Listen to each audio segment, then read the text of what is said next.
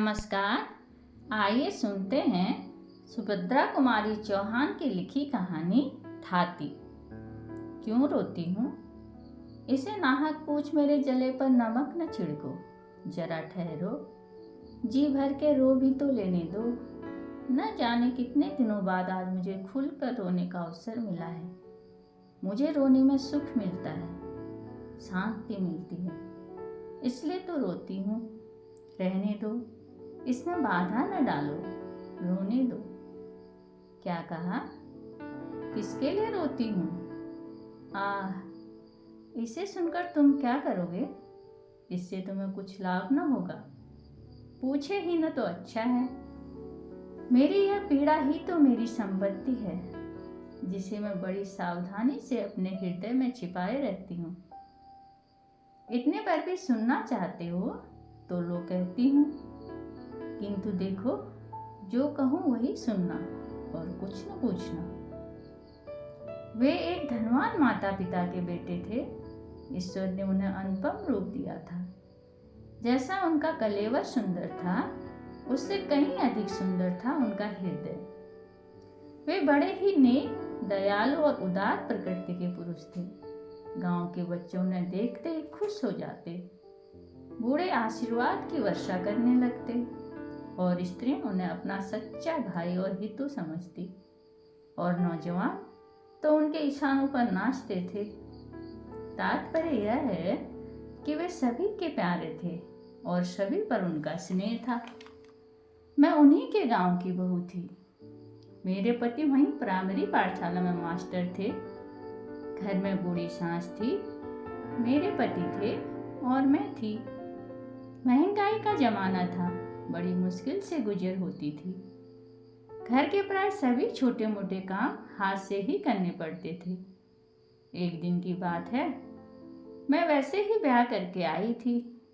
मैं थी शहर की लड़की, वहाँ तो नलों से काम चलता था। भला कुएं से पानी भरना मैं क्या जानती।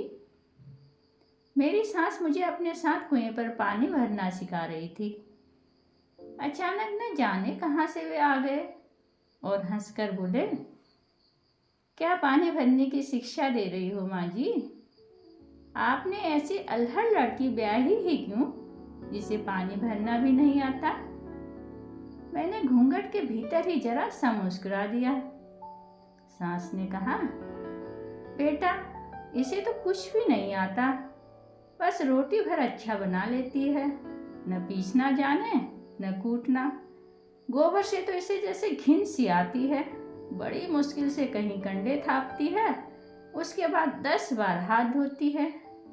हम तो बेटा गरीब आदमी हैं, हमारे घर में तो सभी कुछ करना पड़ेगा। दूसरे दिन मुझे अकेले ही पानी भरने जाना पड़ा। मैं रस्सी और घड़ा लेकर पानी भरने तो जरूर गई, पर दिल धड़क रहा था कि बनता है या नहीं बनता।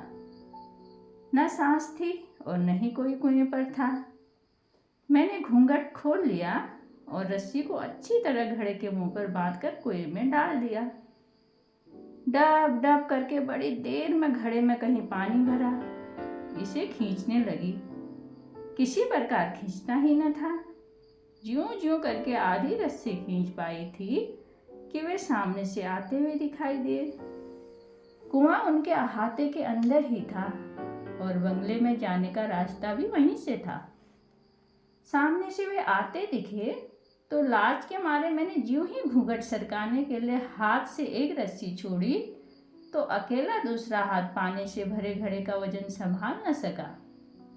झटके के साथ रस्सी समेत घड़ा कुएं में जा गिरा। मैं गिरते गिरते बची। 1 मिनट में यह सब कुछ हो गया। वह बंगले से कुएं के पास आ चुके थे। मैं बड़ी घबराई, घूंघट ऊंघट सरकाना तो भूल ही गई। झुककर कुएं में देखने लगी। मेरे पास तो रस्सी और घड़ा निकालने का कोई साधन ही न था। निरुपाय और कातर दृष्टि से उनकी ओर देखा। मेरी अवस्था पर शायद उन्हें दया आ गई। वे पास आकर बोले, आप घबराइए नहीं, मैं भी घड़ा निकलवाए देता हूँ। फिर कुछ ठहरकर मुस्कुराते हुए बोले, किंतु आज आपने यह साबित कर दिया कि आप शहर की एक अल्हड़ लड़की हैं। मैं जरा हंसी और अपना घूंघट सरकाने लगी। मुझे घूंघट सरकाते देख वे जरा मुस्कुराए। मैं भी जरा हंस पड़ी, पर कुछ बोली नहीं। उनके नौकर आए और देखते ही देखते रस्सी समेत घड़ा बाहर निकाल लिया गया। करीब पौन घंटा कुएं पर लग गया। अम्मा जी की घुड़कियों का डर तो लग ही रहा था। जल्दी जल्दी आई। घड़े को घिनौची पर रखकर रस्सी को खूंटी पर टांगने के लिए ज्यों ही मैंने हाथ ऊपर उठाया, देखा कि हाथ में सोने का कंगन नहीं है। अब तुम कहोगे कि पानी भरने वाली और सोने के कंगन, यह कैसा मेल? यह भी बताती हूँ। यह कंगन मेरी माँ का था। मरते समय उन्होंने अनुरोध किया था कि यह कंगन ब्याह के समय मुझे पैर पुजाई में दिया जाए। इस प्रकार यह कंगन मुझे मिला। रस्सी टांगकर मैं कुएं की तरफ भागी। देखा वे सामने से आ रहे थे। उन्होंने यह कहकर कि यह तुम्हारे अल्हड़पन की दूसरी निशानी है, कंगन मेरी तरफ बढ़ा दिया। कंगन लेकर चुपचाप मैंने जेब में रख लिया और जल्दी से घर चली आई। घर आकर देखा तो पतिदेव स्कूल से लौटे थे। अम्मा जी बड़े क्रोध में उनसे कह रही थी, देखा नहीं बहू के लक्षण, एक घड़ा पानी भरने गई तो घंटे भर बाद लौटी है और यहाँ पानी रखकर फिर दीवानी की तरह कुएं की तरह भाग रही है। मैंने तो पहले ही कहा था कि शहर की लड़की से न ब्याह हो, पर तुम न माने। बेटा, भला ये हमारे घर निभने के लक्षण हैं? और सब तो सब, पर जमींदार के लड़के से बात किए बिना इसकी क्या अटकी पड़ी थी? यह इधर से भागी जा रही थी और वह उधर सामने से आ रहा था। उसने जाने इसे क्या दिया, इसने लेकर जेब में रख दिया। मुझे तो यह बातें नहीं सुहाती। फिर तुम्हारी बहू है, तुम जानो, बिगाड़ो चाहे बनाओ। फिर मेरी तरफ उन्होंने गुस्से से देखकर पूछा, क्या है तुम्हारी जेब में, बतलाओ तो। मैंने कंगन निकालकर उनके सामने रख दिया। वे फिर डांट कर बोले, यह उनके पास कैसे पहुंचा? मैंने डरते डरते अपराधिनी की तरह आदि से लेकर अंत तक कुएं पर का सारा किस्सा उन्हें कह सुनाया। इस पर अम्मा जी और पतिदेव दोनों की ही झिड़कियां मुझे सहनी पड़ी। साथ ही ताकीद की गई कि मैं अब उनसे कभी न बोलूं। क्या पूछते हो? उनका नाम? हाय, रहने दो, मुझसे नाम न पूछो। उनका नाम जबान पर लाने का मुझे क्या अधिकार है? तुम्हें तो मेरी कहानी से मतलब है ना। तो मैं क्या कह रही थी? मुझसे कहा गया था कि मैं उनसे कभी ना बोलूं।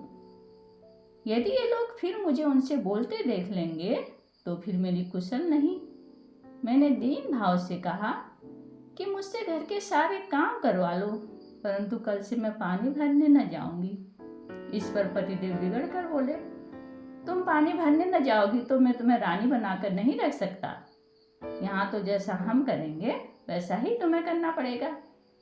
उसके बाद क्या बतलाऊं कि क्या क्या हुआ।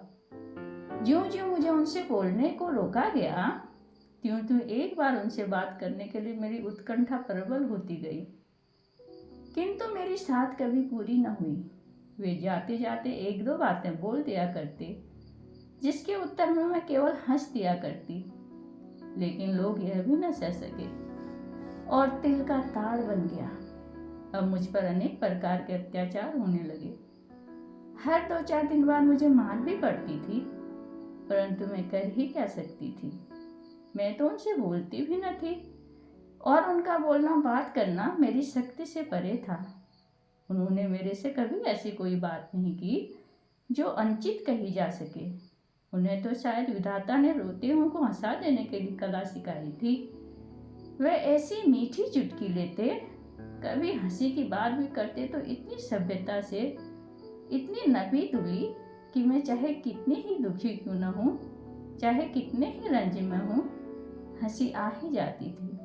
किंतु धीरे धीरे मुझ पर होने वाले अत्याचारों का उन्हें पता लग ही गया।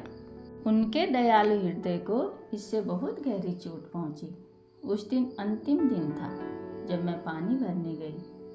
वे कुएं पर आए और मुझसे बोले, मैं तुमसे कुछ कहना चाहता हूँ। उनके स्वर में पीड़ा थी, शब्दों में माधुर्य और आंखों में जाने कितनी करुणा का सागर उमड़ रहा था। मैंने आश्चर्य के साथ उनकी ओर देखा। आज पहली बार तो वो मेरे इतने पास आकर बोले थे। उन्होंने कहा, पहली बात मैं जो तुमसे कहना चाहता हूँ वह यह कि मेरे कारण तुम पर इतने अत्याचार हो रहे हैं। यदि मुझे पहले पता चल जाता तो यह अत्याचार कब के बंद हो चुके होते। दूसरी बात जो मैं तुमसे कहने आया हूँ वह यह है कि आज से मैं तुम पर होते अत्याचार की जड़ उखाड़ कर फेंके देता हूँ। तुम खुश रहना मेरी अल्हड़ रानी। यदि मैं तुम्हें भूल सका तो फिर यहाँ लौटकर कभी ना आऊँगा, और यदि नहीं तो आज ही सदा के लिए विदा होता हूँ। मुझ पर बिजली सी गिरी। मैं कुछ बोल भी न पाई थी कि वो मेरी आंखों से ओझल हो गए। अब मेरी हालत पहले से भी ज़्यादा खराब थी। मेरा किसी काम में जी न लगता था।